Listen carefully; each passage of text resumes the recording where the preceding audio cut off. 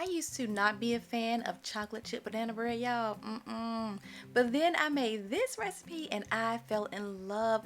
I think I like it better than regular banana bread. For real. Let me show you how I made it.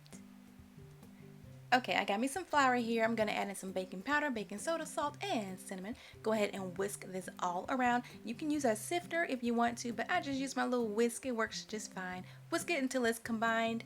All right, that looks good.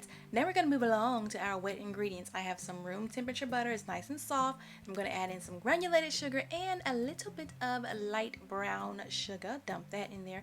Then you're gonna mix this all together until it is all combined and creamy and kind of looking like this right here. Kind of like it's gonna look like a dough almost when it's perfectly creamed like that. Yep, that's perfect.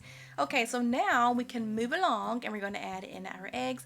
Don't crack them over the bowl. I know, I do this all the time. I need to stop doing that.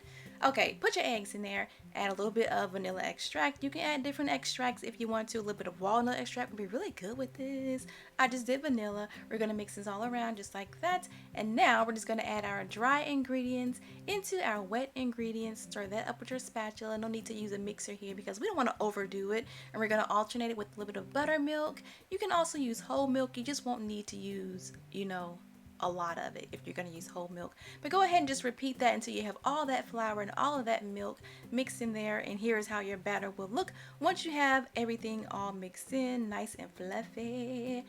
Next, we're going to add in some pureed bananas. Yes, don't just mash them up, puree them. That way, your entire bread has such a beautiful, bold banana flavor. And make sure those bananas are overripe, okay? Next, we're going to throw in some semi-sweet chocolate chips. You can use a whole bunch. I don't really like a whole bunch now, like just, that much. But you can add more if you want, more chocolatey.